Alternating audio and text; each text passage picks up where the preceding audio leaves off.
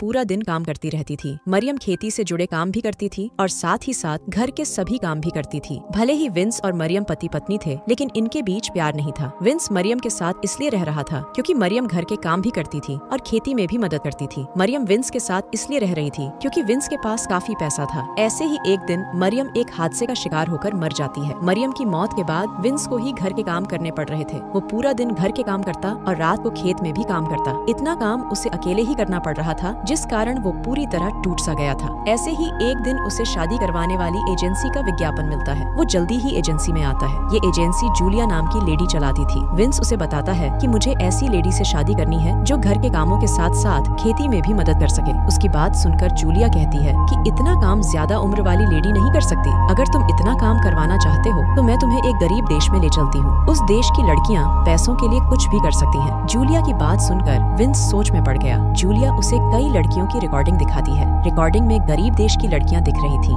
Wins अमीर देश में रहता था, इसलिए गरीब देश की लड़कियां आसानी से उससे शादी कर सकती थीं। जूलिया की बातें सुनकर विंस ने अब गरीब देश में जाने का मन बना लिया था। कुछ ही दिनों बाद वो जूलिया के साथ गरीब देश की तरफ चल पड़ता है। गरीब देश में आकर दोनों कई लड़कियों से मिलते हैं। कई लड़कियों से मिलने के बाद विंस को लिविया नाम की लड़की पसंद आती है। लिविया की उम्र 30 के आसपास थी और उसे खेती भी पसंद थी। विंस उसे साफ साफ बता देता है कि हमारी उम्र में काफी फर्क है, इसलिए मैं तुमसे शादी नहीं कर सकता। अगर तुम मेरे घर में काम करना चाहती हो तो तुम मेरे साथ चल सकती हो। लिविया को पैसों की जरूरत थी, इसलिए वो विंस की बात मान लेती है। लिविया जल्दी जल्दी अपने गरीब माँ बाप के पास आकर उन्हें सब बताती है। वैसे लिविया एक विधवा थी और उसकी 2 बेटियां भी थीं। उसने ये बात विंस को नहीं बताई थी। लिविया विंस के साथ जाकर पैसे कमाना चाहती थी ताकि अपने बच्चों की अच्छी परवरिश कर सके। लिविया अपने बच्चों से विदा लेती है और फिर अपना सामान उठाकर चल पड़ती है। कुछ घंटों के सफर के बाद लिविया विंस के घर पहुँच गयी। विंस उससे शादी नहीं करने वाला था, बल्कि वो उससे घर के काम करवाने वाला था, इसलिए वो लिविया के लिए दूसरे बिस्तरे का इंतजाम करने लगा था। लिविया उससे शादी करना चाहती थी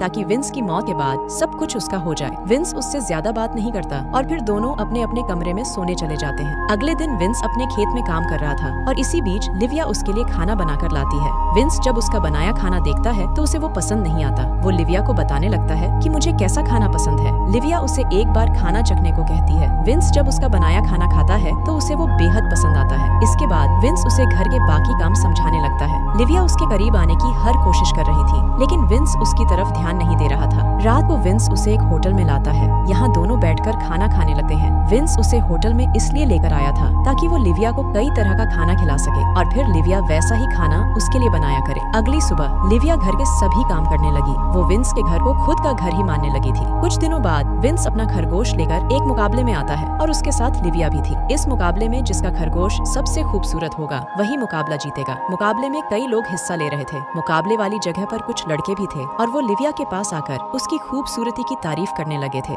जल्दी ही मुकाबला शुरू हो जाता है और विंस ये मुकाबला जीत जाता है। विंस की जीत देखकर लिविया खुश हो गई। मुकाबला जीतने के बाद विंस अपने दोस्तों को बताने लगा कि मैं अपने खरगोश का कैसे ध्यान रखता हूँ। लड़के मौका देखकर फिर से लिविया के पास आ गए थे और उसके साथ नाचने लगे थे। विंस की नजर जैसे ही उन पर पड़ती है तो वो जल जाता है। वो जल्दी जल्दी लिविया को लेकर वहाँ से जाने लगता है। रात को लिविया अपने कमरे में आकर पास रखे लैंप पर एक कपड़ा रख देती है। इसके बाद वो जैसे ही सोने की तैयारी करने लगती है तभी विंस उसके कमरे में आता है। वो जल्दी जल्दी लैंप से कपड़ा उठाकर लिविया को डांटने लगता है। वो लिविया से कहता है कि लैंप पर रखा कपड़ा जल सकता है और फिर पूरे घर में आग लग सकती है। लिविया उससे माफी मांगती है, लेकिन विंस गुस्से में आकर उसे बदचलन कहता है। विंस की बात सुनकर लिविया उसे मारती है और फिर अपने कपड़े पहनने लगती है। विंस उससे पूछता है कि तुम क्या कर रही हो। लिविया कहती है कि मैं तुम्हारे घर से जा रही हूँ। तुम साले पागल हो चुके हो, इसलिए मैं तुम्हारा घर छोड़ रही हूँ। विंस उसे रोकने की कोशिश करता है, लेकिन लिविया इस वक्त इतने गुस्से में थी कि वो विंस की बात नहीं मानती और उसके घर से चली जाती है। उसके जाने के बाद विंस कुछ देर तक उसका इंतजार करता है, लेकिन जब वो वापस नहीं आती तो वो अपनी गाड़ी लेकर उसे ढूंढने लगता है। विंस को डर था कि कहीं लिविया गलत बंदों के हाथ ना लग जाए, इसलिए वो जल्दी जल्दी उसे ढूंढना चाहता था। थोड़ी ही देर बाद उसे लिविया एक बूथ में नजर आती है। लिविया अपने बच्चों से बात करना चाहती थी, लेकिन उसके घर का नंबर नहीं लग रहा था। विंस उसके पास आकर उससे माफी मांगता है, लेकिन लिविया अभी भी बेहद गुस्से में थी। विंस उससे वादा करता है कि मैं दोबारा ऐसा कुछ नहीं करूंगा जिससे तुम्हें बुरा लगे। विंस के बार बार माफी मांगने पर लिविया का गुस्सा शांत हो जाता है। वो विंस को माफ भी कर देती है और उसके साथ घर वापस भी आ जाती है। अगली सुबह लिविया फिर से घर के काम करने लगी। विंस अब उससे प्यार से पेश आने लगा था क्योंकि वो लिविया को खोना नहीं चाहता था। लिविया बीच बीच में अपने बच्चों से बात भी करती रहती क्योंकि उसे उनकी बेहद याद आती थी। धीरे धीरे जैसे जैसे दिन बीतने लगे, विंस और लिविया एक दूसरे के करीब आने लगे। वैसे लिविया को लॉटरी खरीदने का काफी शौक था। इस बार उसने एक लॉटरी खरीदी थी और उसका नतीजा देखने के लिए विंस कस्बे में चला जाता है। कस्बे में आकर उसे पता चलता है कि लिविया ने लॉटरी जीत ली है। वो जल्दी जल्दी लॉटरी का पैसा लेकर जैसे ही घर आता है तो लिविया इतना पैसा देखकर खुश हो जाती है। विंस ने पूरी ईमानदारी से लिविया को सब कुछ बता दिया था। लिविया समझ गई थी कि अब उसकी गरीबी दूर हो चुकी है। उसने अब घर वापस जाने का फैसला कर लिया था और उसका फैसला सुनकर विंस उदास हो गया था। विंस लिविया को चाहने लगा था लेकिन लिविया की खुशी देखकर वो चुप कर गया था। लिविया अपना सारा पैसा लेकर एयरपोर्ट पर आती है ताकि टिकट लेकर अपने देश वापस जा सके। यहाँ लिविया को पता चलता है कि उसके देश जाने वाली फ्लाइट कल आने वाली है, इसलिए वो कुछ तोहफे खरीदकर विंस के पास वापस आ जाती है। लिविया अब बेहद खुश थी लेकिन विंस उदास था क्योंकि लिविया वापस जाने वाली थी।